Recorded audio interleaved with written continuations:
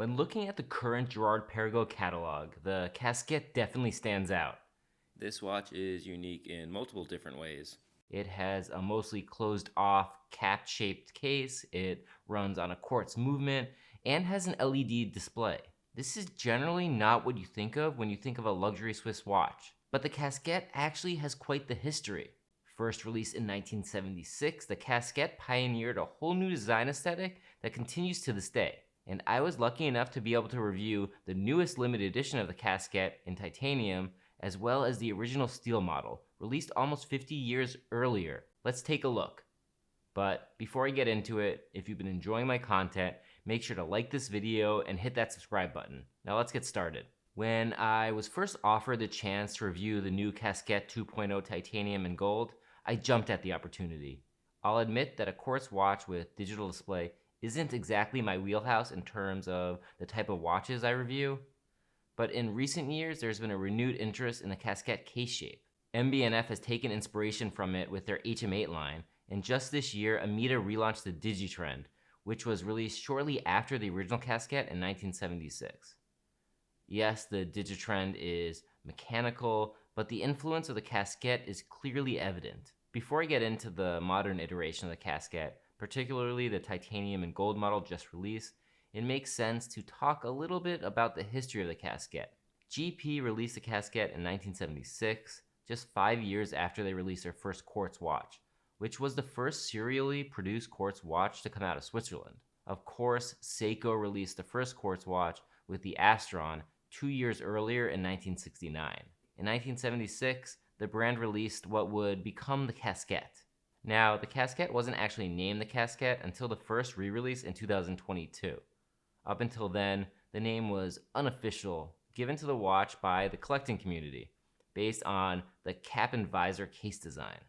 The release in 1976 fit with the times. The watch had a sci-fi futuristic design as well as a quartz movement.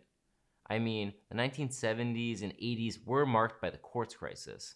So the fact that Girard-Perregaux was able to step out of their comfort zone and take advantage of this makes the Casquette all the more impressive. The initial run of the Casquette was actually fairly short-lived.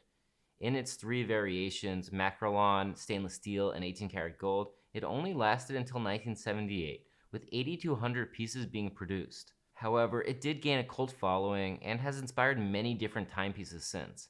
And in 2022, the brand brought it back, releasing the Casquette 2.0 in ceramic.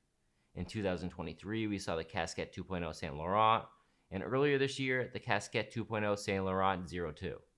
And now we get the Casquette 2.0 titanium and gold, which just may be my favorite version to date. So the Casquette in its original form and its current iteration is clearly an oddity, and definitely not for everyone. I mean, it is a quartz watch that retails for around $5,000. But there is a lot more to it than that.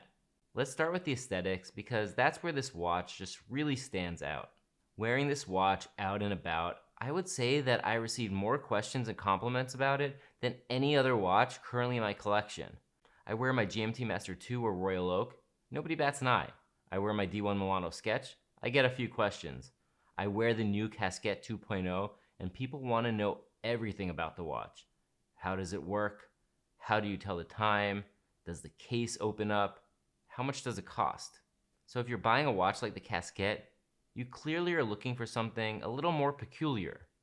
And as a person who has seen just about everything, this hits the mark for me. And at a price point I can actually afford. While the original Casquette's case shape was more rounded, with the Casquette 2.0, Girard-Perregaux squared off the case a bit, giving it more facets and more areas with polishing. The high polished areas, along with the gold GP logo and pushers, really elevate the watch in my view.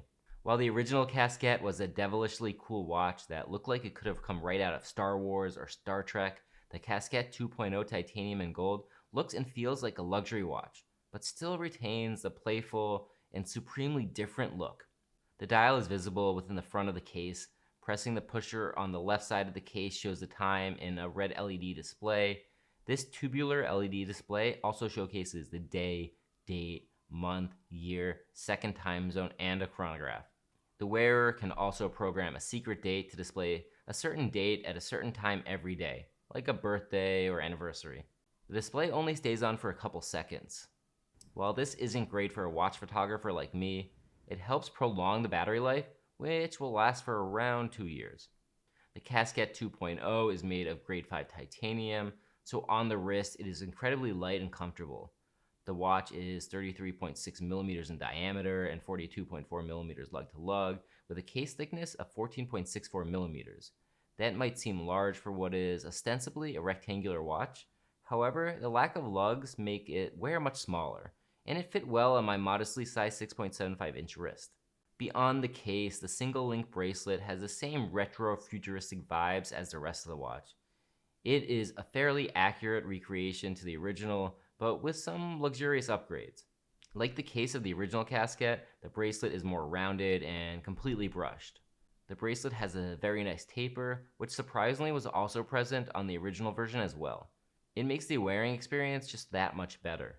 The bracelet is interesting because while it is titanium, the inner portion is actually rubber. So in reality, none of the single titanium links are attached. Instead, the rubber interior links hold the bracelet together through spring bars. It's actually quite genius and allows for a simple removal of the links without having any screws impeding the flow of the bracelet on the outside of the links. The rubber interior also makes the watch quite comfortable on the wrist. You get the comfort of a rubber strap with the aesthetics of a metal bracelet. So kudos to GP for coming up with this design. The Casquette 2.0 titanium and gold runs on a caliber GP03980 in-house movement. As I already stated, it is quartz, but in addition to the time display, has a chronograph, day, date, month, and second time zone. The movement is made of 45 parts and vibrates at 32,768 Hz. But obviously, the movement is not the main reason you buy this watch.